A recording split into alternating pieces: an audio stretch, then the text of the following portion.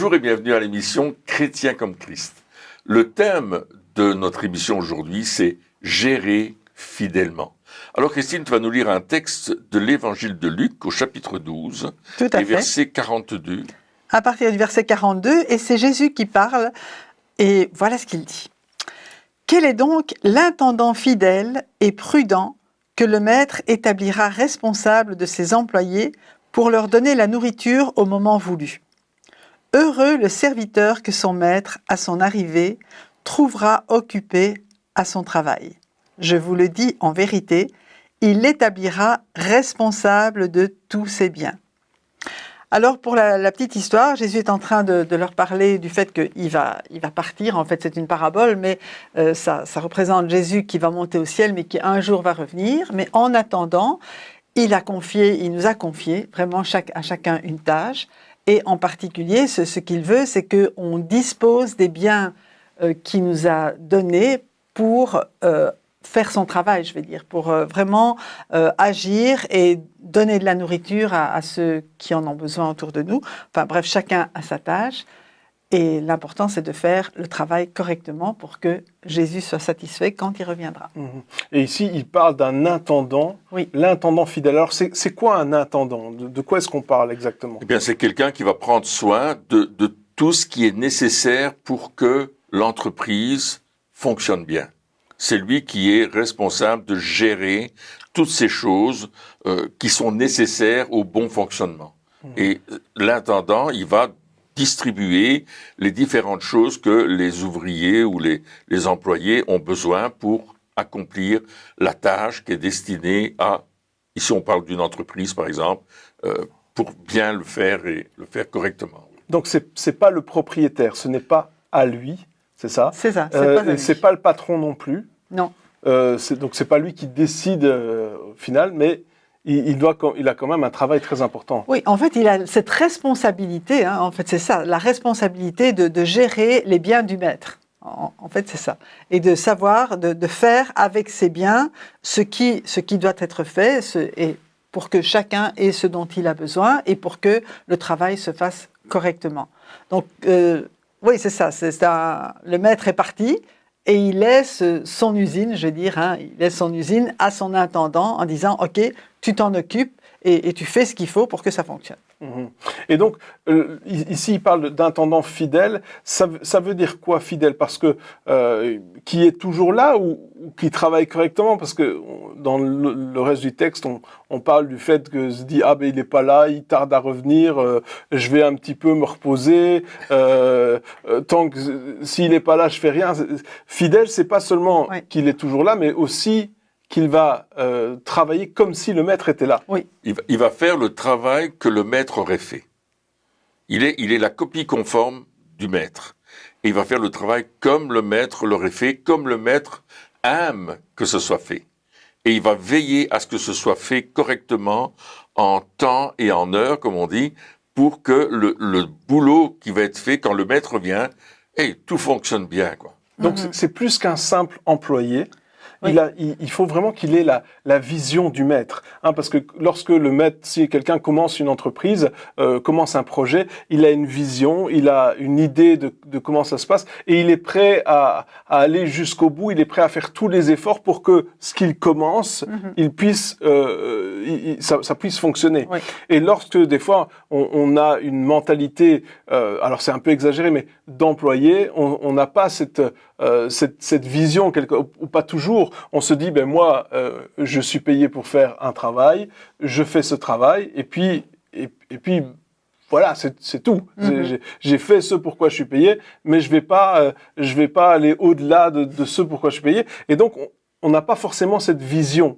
Oui. Ici, comme tu es en train de nous dire que l'intendant, il va faire la copie conforme du maître. Absolument. Et donc, c'est pas seulement dans les actes, mais dans la manière de penser aussi, dans la manière de dire « Ah, mais je vais pas faire ça pour un salaire », parce qu'un maître ne fait pas ça pour un salaire, il fait ça parce qu'il a une vision, parce qu'il veut aller plus loin. Ça dépasse le côté salaire, rétribution, c'est plutôt qu'est-ce qu'on est en train de construire. C'est ça un peu. C'est ça. Mais alors, ce qui est de particulier ici, on parle d'une entreprise, d'accord, mais ce qui intéresse le maître, c'est le bien-être des serviteurs. C'est parce que, en fait, si l'intendant est infidèle, il nous est dit, si mon maître tarde à venir, il se met à battre les autres serviteurs et servantes, à manger, à boire, à s'enivrer, et à ne pas s'occuper justement de donner à chacun son salaire, par exemple, à ne pas s'occuper du bien de ses employés.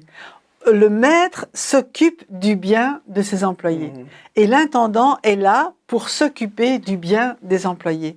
Et c'est ça qui est important. C'est peut-être un peu ce qui Donc ça, c'est un peu plutôt le côté pastoral, quelque part. Oui, c'est le côté pastoral. C'est le côté, je veux vraiment que tout le monde ait ce dont il a besoin. Je ne veux pas me servir, moi. Hein, il a la fortune du maître, je veux dire, à sa disposition. Je ne veux pas m'en servir pour moi, je veux m'en servir pour que chacun ait ce qu'il faut et qu'il puisse être heureux, être bien et pouvoir travailler aussi, mais, je veux dire, entre guillemets, confortablement.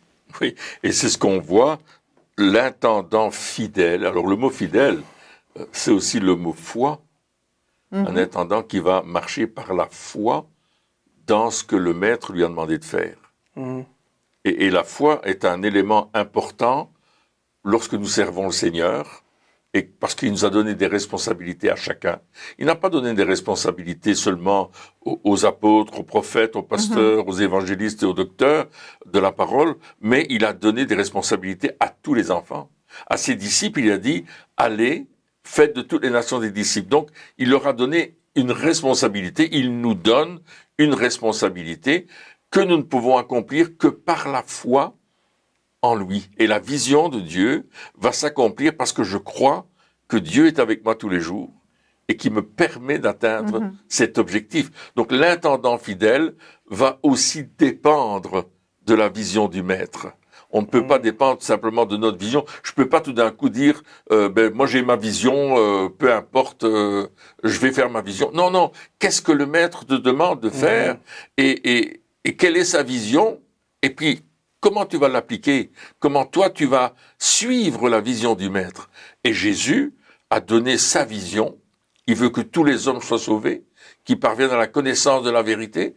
Il veut que le monde entier entre dans le plan du salut et qu'ils puissent naître de nouveau, être baptisés de l'Esprit, devenir des membres actifs du corps de Christ et accomplir une mission.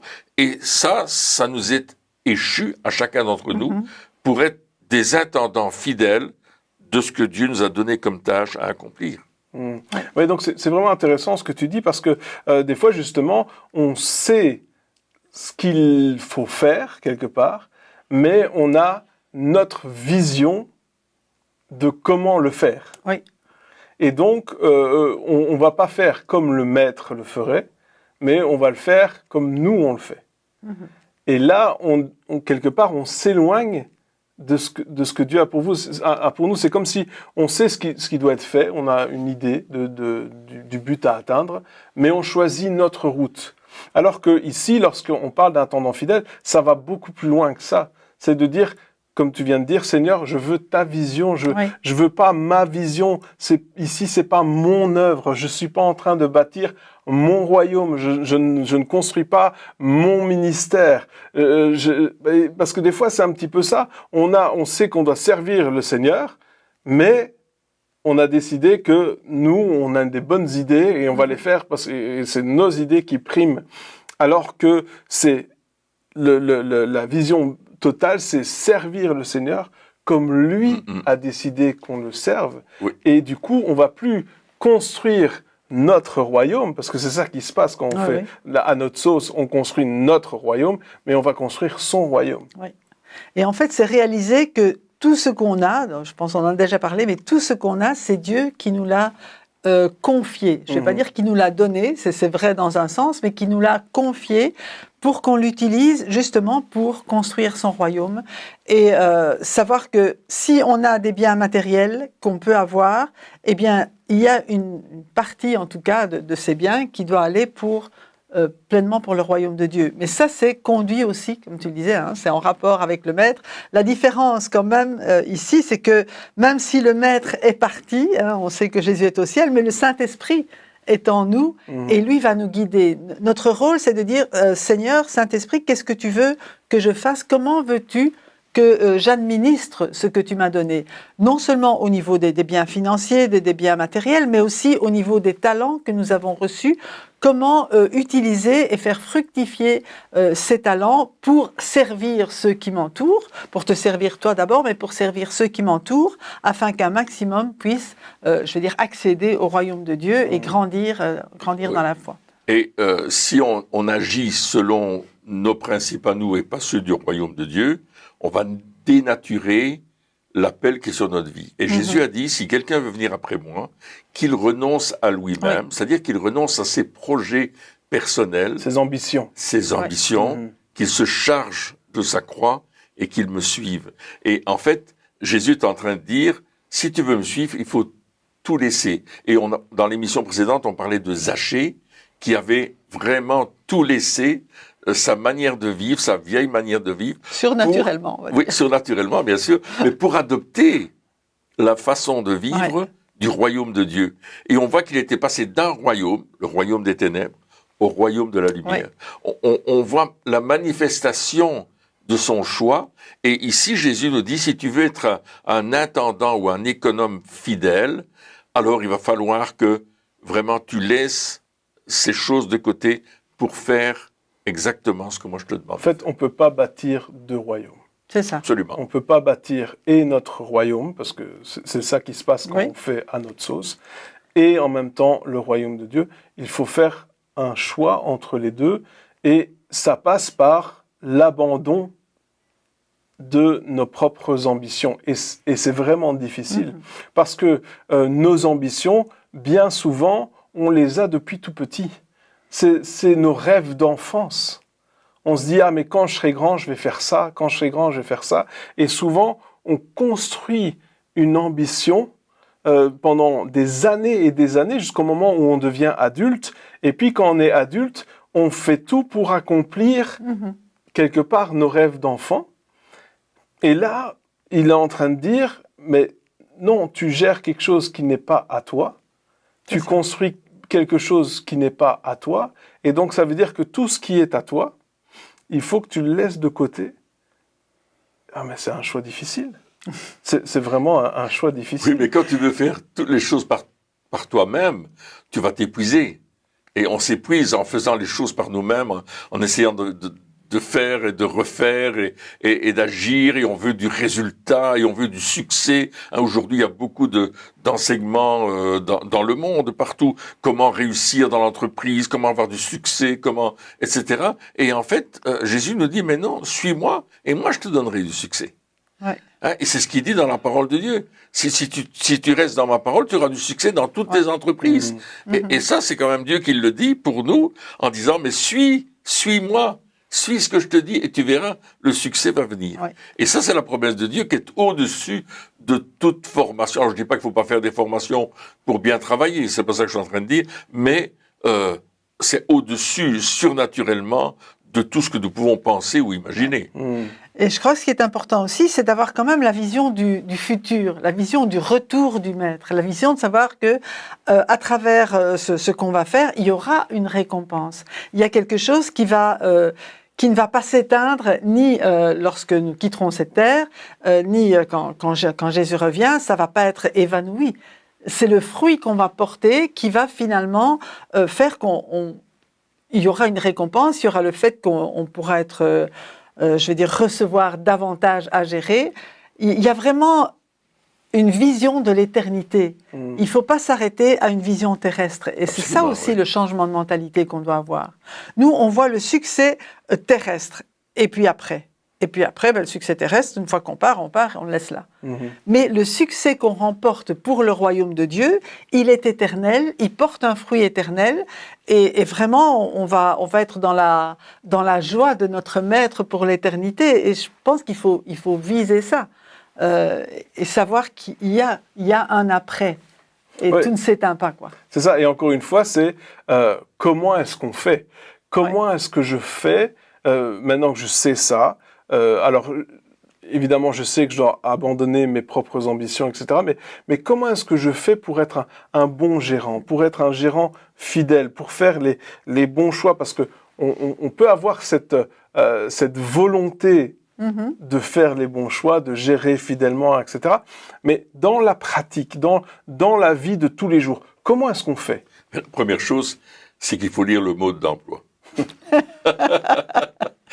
Pour bien faire les choses. Combien de fois est-ce on achète un appareil et puis on veut le faire marcher tout de suite sans lire le mode d'emploi? C'est intéressant que tu parles de ça, justement.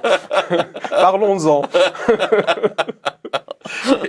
Et on dit, oh oui, ça va fonctionner. Mais non, lis le mode d'emploi parce que peut-être tu fais les choses. Tu vas tout casser. Peut-être qu'il y a un bouton que tu sais pas à quoi il sert. Oui.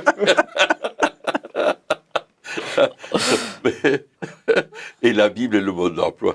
Notre Bible, l'enseignement de Jésus en particulier, le sermon sur la montagne, c'est le mode d'emploi. Je trouve que dans la Bible, à travers Paul, Pierre, Jacques, Jean, les proverbes. Dans les proverbes, dans les psaumes, il y a un mode d'emploi extraordinaire dans toute la Bible d'ailleurs. Dans les 66 livres de la Bible, il y a ce mode d'emploi que nous devons décoder, que nous devons lire, décoder, aimer.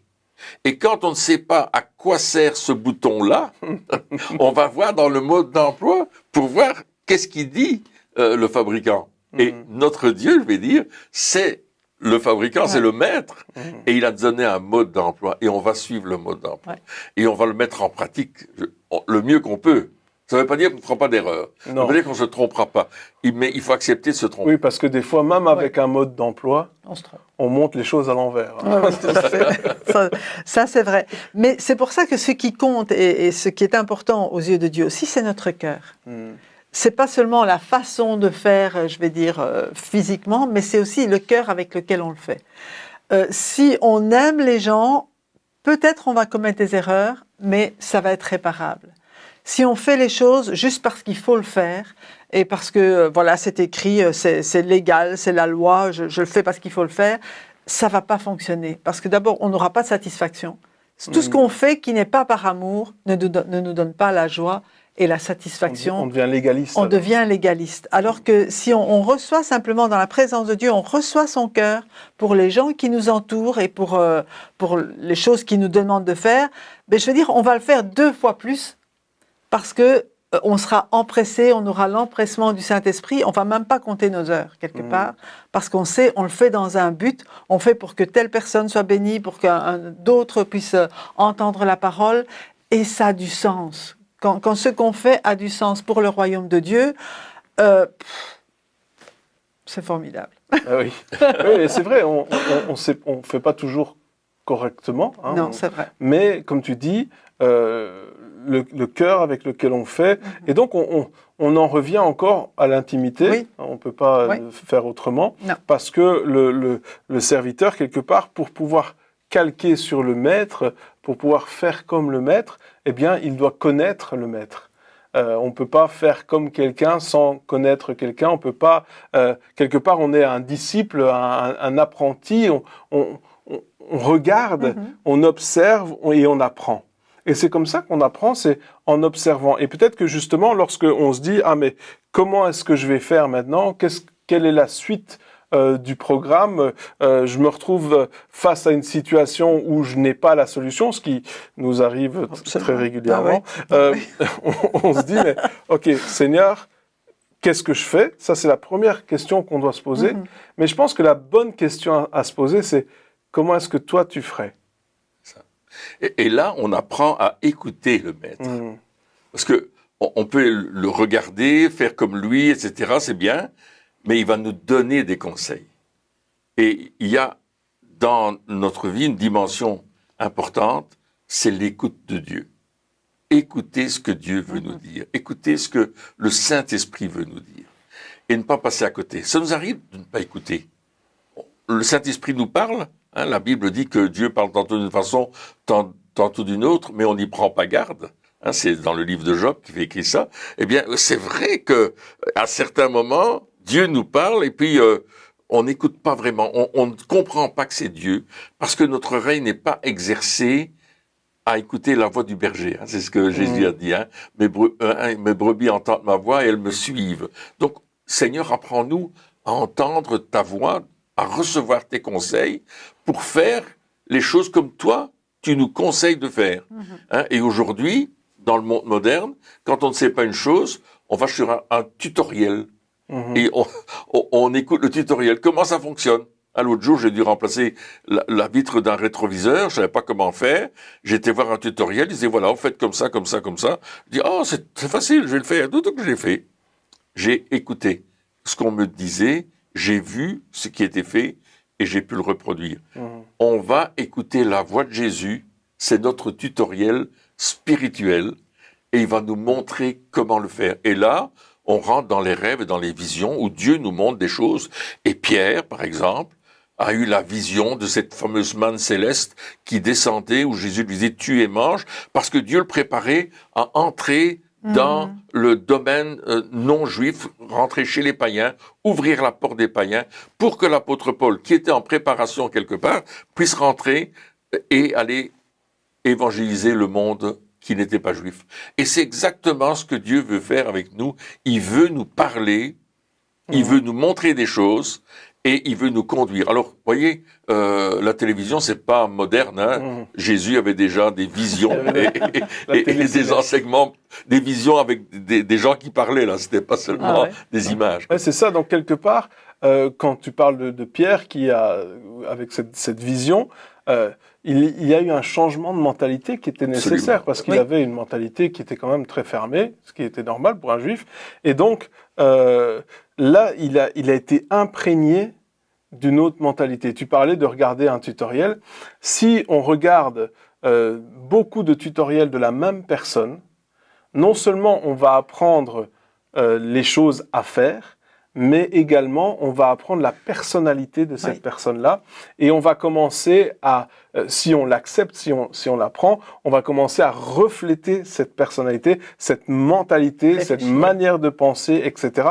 Et c'est de ça qu'on parle. On peut lire le mode d'emploi, mais c'est pas suffisant dans le sens où on a besoin, comme tu dis, d'un face à face. On a besoin d'un cours particulier, d'une révélation, de pouvoir être en face de celui qui a écrit le mode d'emploi. Parce que si je lis juste le mode d'emploi, je comprends comment il fonctionne, etc. Mais quand je rencontre la personne, eh bien, je suis imprégné de sa personnalité. Je suis imprégné de sa manière de penser, de voir les choses, de réagir, etc.